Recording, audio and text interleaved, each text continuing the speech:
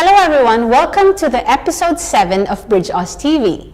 Today, I am with Luca Cella from Deakin University, and he will be talking about opportunities in studying in Deakin.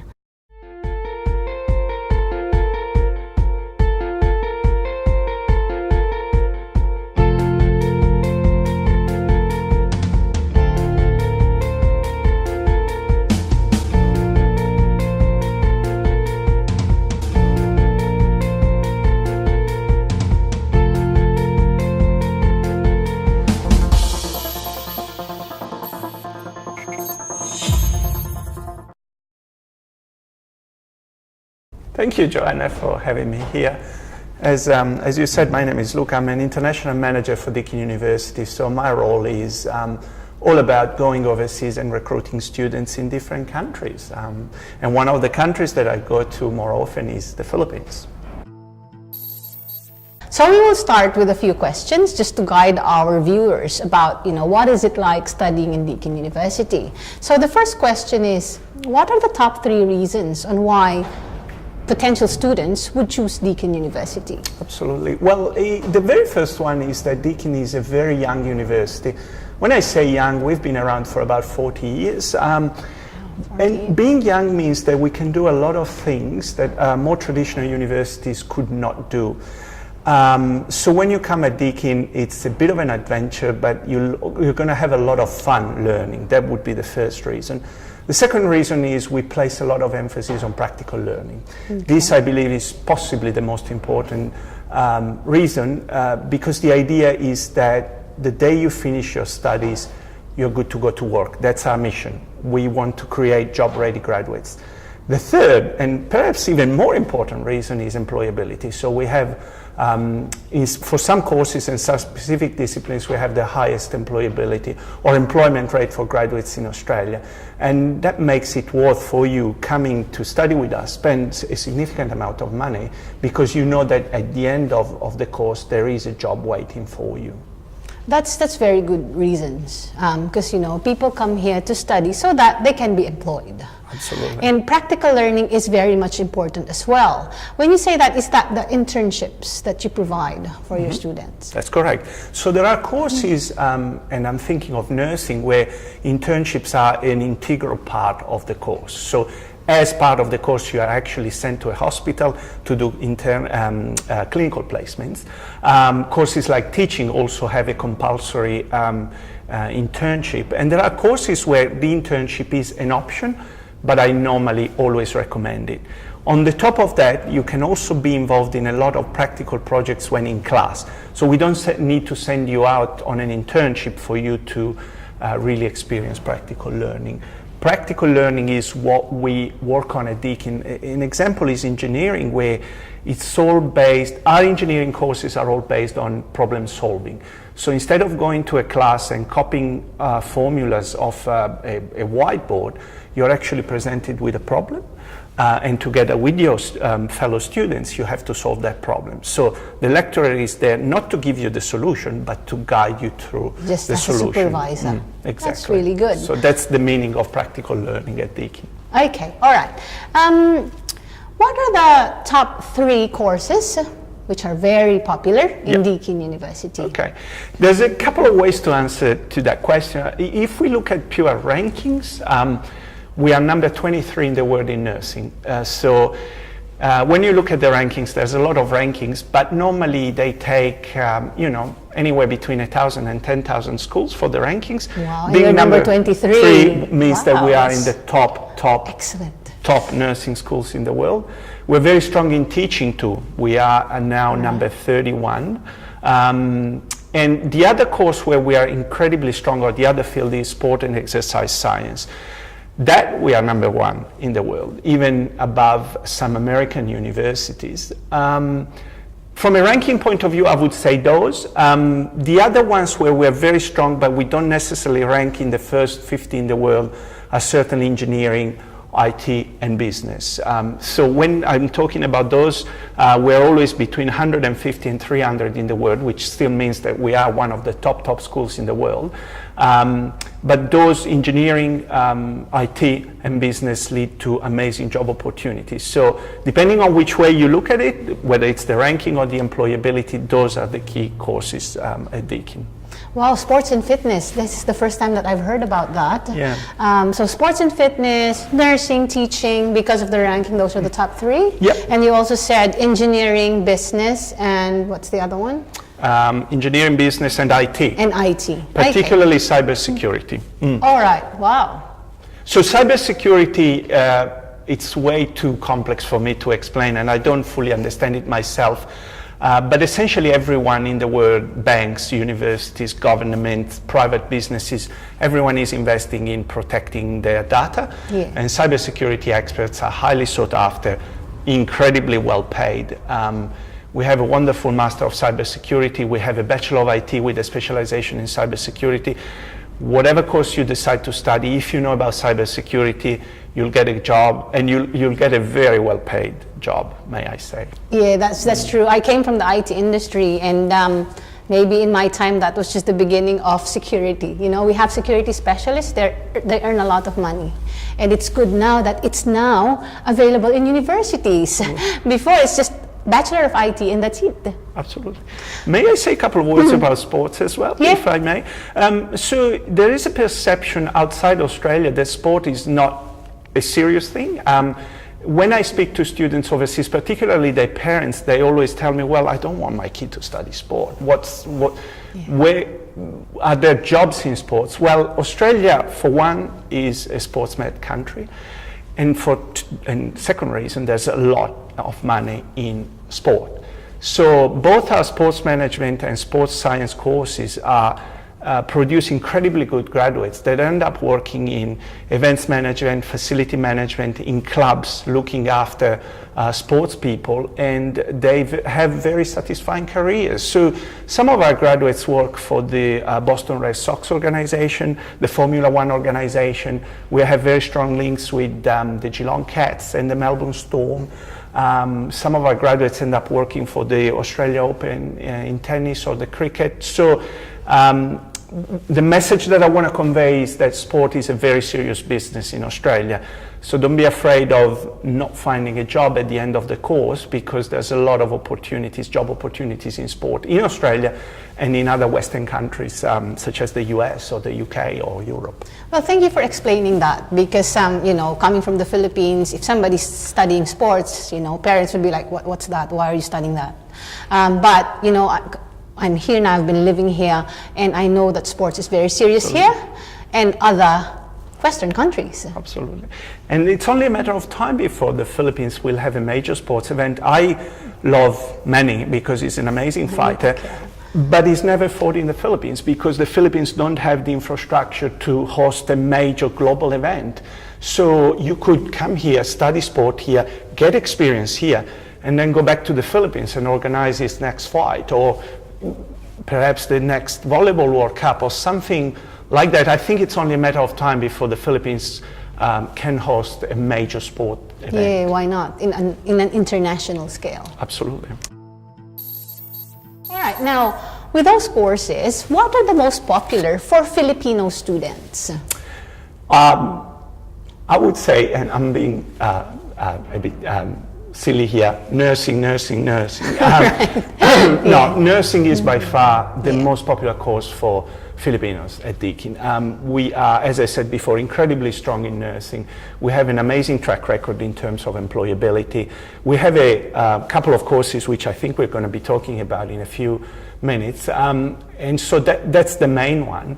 But we do recruit a lot of Filipinos in teaching as well. All right. So we have a Master of Teaching that leads to registration, exactly like nursing leads to registration as a nurse. You must have that master if you want to teach in Australia. And we have early childhood, primary and secondary, so we get a lot of Filipinos there. The reason being that Filipinos speak very good English, and you need very good English to be a teacher. Yeah. The third most popular for Filipinos would be, I wouldn't sort of identify a single one, but any postgraduate business course. So Master of Marketing, a Master of Business Administration, Master of Business Analytics is doing incredibly well in the Philippines now. Master of Professional Accounting as well, which leads to CPA accreditation. So the nursing, teaching, business. All right. Okay. So there's nursing, teaching, and masters. Masters of business. Yeah, okay, and there's business. different types of masters of business. Yes. Okay. Yes. All right. Now, just you said it's nursing. Yes. That's why the next question is about nursing, right? So nurses come here to get the registration. They have to either study the nurse bridging program we call the IRN, or a Bachelor of Science in Nursing. Now, this has always been the question, will I take nurse bridging program for 3 months or will I take the 1 year? What's the difference? So the question is, what's the difference in terms of eligibility and graduate outcomes? Yeah. First of all, let's start with the similarities. So both courses are for those who have obtained registration in their country, whether that be the Philippines or anywhere else. If you are a Filipino based in the Middle East, you also need to get registration. That is also valid. So you need registration. Now, the bridging program, the 10-week IRN program, we call it with many different names, that is for registered nurses that have experience. We normally request 1 year of work experience in the last 5 years, but ideally I'd like strong experience, 2 to 3 years in hospitals of a certain size. And that's because you are in Australia for a very brief period of time. Yes. So when you finish your course, you want to have the best shot at finding employment, and if you have experience already, that's a good thing. So the main part of the main requirement of the IRN program is 1 year of work experience in the last 5 years. On the top of registration, you also must have IL-7 in each band. We do accept other tests, so Pearson 65, OET-B, but you must meet those English requirements, okay? Without meeting those English requirements, we will not accept you into the course. Last but not least, for this program, you need an upper letter, which Joanna can help you with. The Bachelor of Nursing 1 year is actually a 3-year course that we've reduced to 1 year because you Filipino student, have already studied in nursing. So we don't want to teach you nursing yet again. But the entry requirements are a little bit more flexible. So you do not need work experience if you pass the board exam in the last 5 years. So if you are a fresh graduate or relatively fresh graduate, you can come into the Bachelor of Nursing without work experience. The other major difference is that you are not needed IL-7. So what will happen is that if you come in with an English score that is less than 7 in IELTS or less than 65 in PTE or less than B in OET, we'll actually offer you a course that is called English for Nursing, and you do English for Nursing and then the Bachelor. So you can see immediately that the entry requirements are a little bit more flexible for the 1 year program.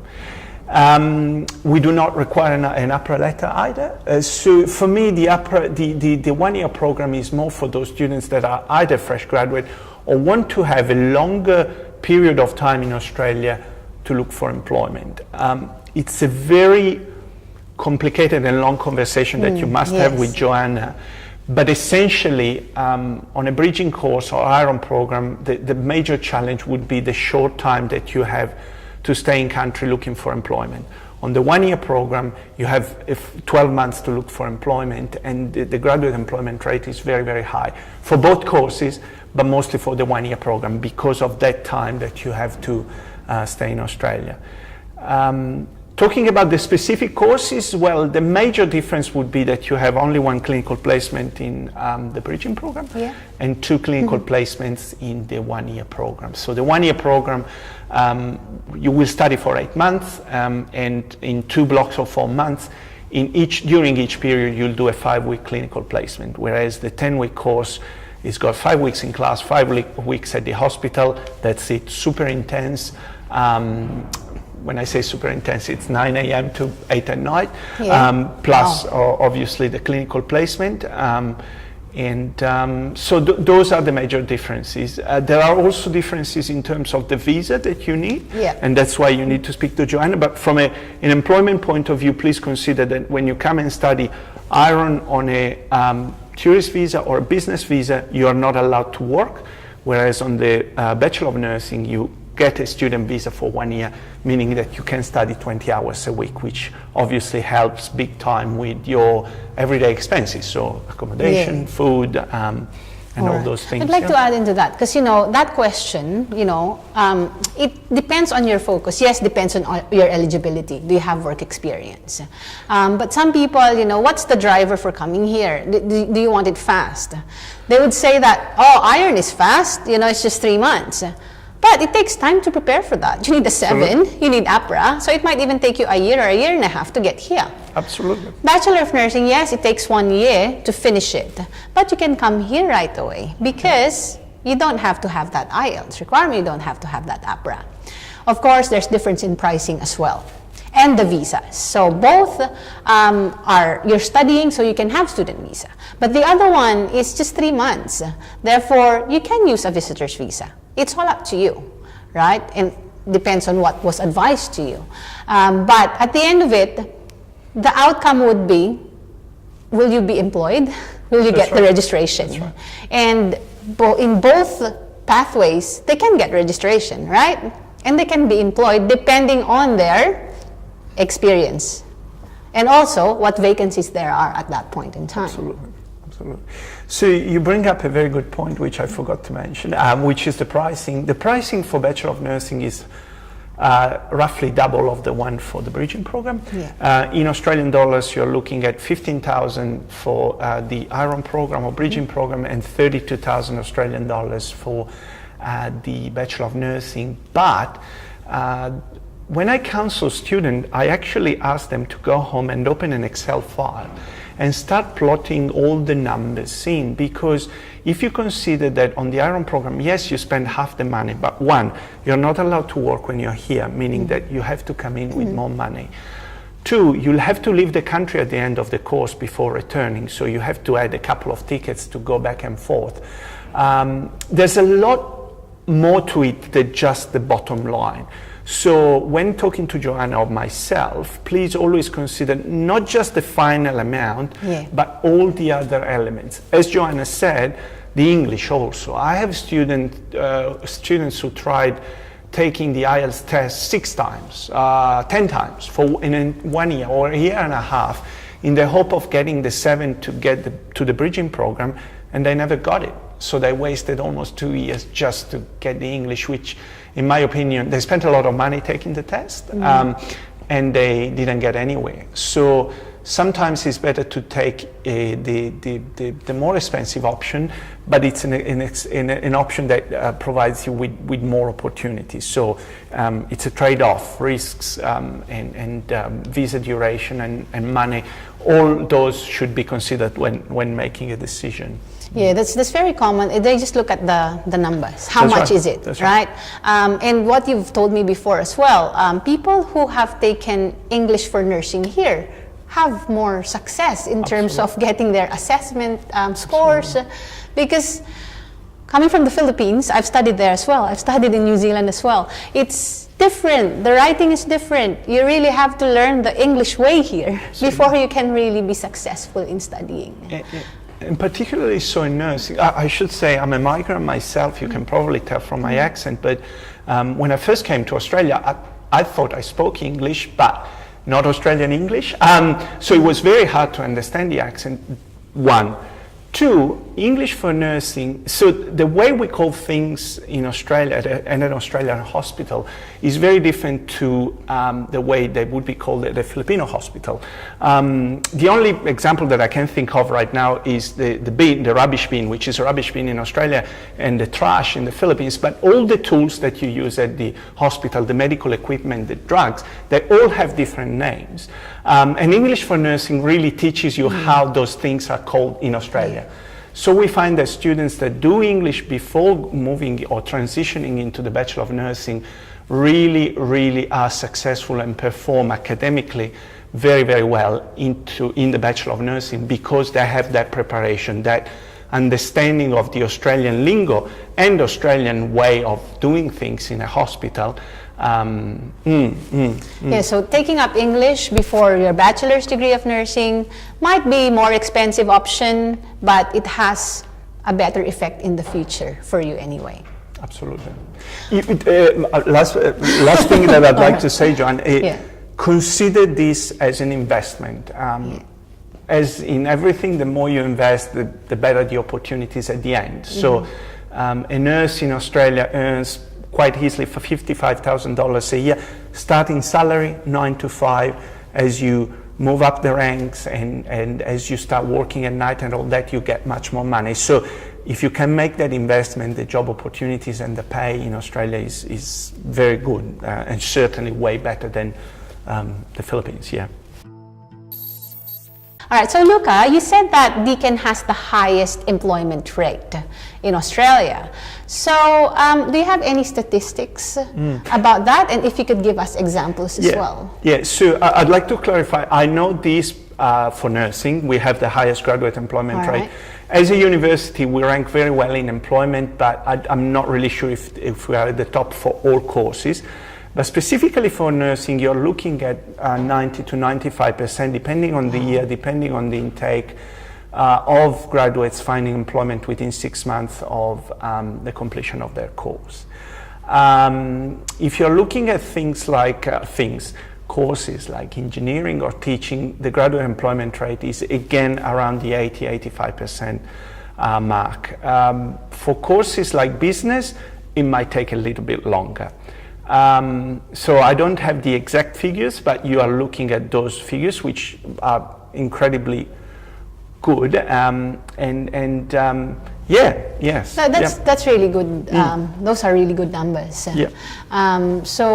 92%, 95%. It's almost sure that I'll get a job, as a nurse. Now, what does that mean if, to those 5% or 15% of the engineering? Does that mean they just don't land a job in the field, but they still get a job? Or they get a job in the field, but after 6 months? You see, for us, it's very difficult to talk about employment, one, because we are promoting education, not employment, and two, because the way employment is recorded by us is not complete. And what I'm trying to say by that is that we actually record the students that want to stay in touch with us and register to be in touch with Deakin long-term, the alumni. And I know the track record for employment for the alumni is incredibly good. We tend to lose touch with the students that do not want to stay in touch, but we know that some students, for example, do find employment outside Australia. The teachers, for example, if you teach English or anything in English, you can find a lot of job opportunities in places like China, Thailand, Indonesia, places where the government put as a priority the improvement of the English language across the population. We have engineers that work pretty much anywhere in the world. We have a Master of Humanitarian Assistance with students working anywhere from northern Luzon to West Africa to Bhutan to places, the most recent crisis with the Myanmar people, I can never remember the name, I'm sorry. But one, it depends on the field. Two, it depends on whether the student wants to stay in touch with us or not. But the graduate employment rate is incredibly high at Deakin because of the practical side of things and because of the internship throughout the program. All right, so Luca, what are your tips for people who are wanting to study in Deakin University? Okay, so very interesting question, thank you. There's so many in my head, but let's try and pick 2 or 3 that are very important. From a course point of view, or from, let's say, from the point of view of wanting to study at Deakin, start thinking about studying with us early. The whole process of applying for a course, getting an offer from us, accepting that offer, applying for a student visa can take quite some time, especially so if you decide to study English or if you require additional English before you transition into a master or a Bachelor of Nursing or whatever that might be. So if you are thinking of studying in Australia in, let's say, end of 2018, I would start thinking about it now. So always 6 to 8 months before you want to actually start start studying with us. 2, please use Joanna's services, particularly when it comes to students' visas. So we find that a lot of students apply directly for a student visa without the support and the assistance of an agent like Joanna's, BridgeAus, and that's a main problem because we find that applications are incomplete. So it takes a long time for us to assess, but it also creates a lot of problem with the embassy. The most important part of the whole process will always be your student visa. You must make sure that you do things right, and Joanna will make sure that you do things right when you apply for a student visa. Last but not least, employability. So do everything in your power while studying with us to improve your employability. How do you do that? Well, for starters, you should do any any internship that you are offered, because that's the practical part of your course. But make sure you take advantage of the services that we have at Deakin. We have an amazing service called Deakin Talent, which essentially, whose only job is to find employment for the students. So some of the services they offer are platforms very similar to LinkedIn. In fact, they developed Deakin Talent with LinkedIn, and it's a platform where students meet employers that want to employ Deakin students and Deakin students alone. Okay. Wow. The second thing that they do, they help you through preparation for a job. So they assist you with writing a CV, interviewing skills, how to dress, what to say, what not to say, how to actually apply for a job. If you are an international student, they put you in touch with employers that are interested in employing international students, and they will actually do the paperwork for the employers. What you'll find is that a lot of employers don't want to employ international students, not because they are international, but because of the paperwork. Deakin Talent takes that pressure off the employer and will do everything for you. And Deakin Talent is for life. So as long as you start... for life. For life. Okay. So the moment you start studying at Deakin, you are a Deakin Talent person.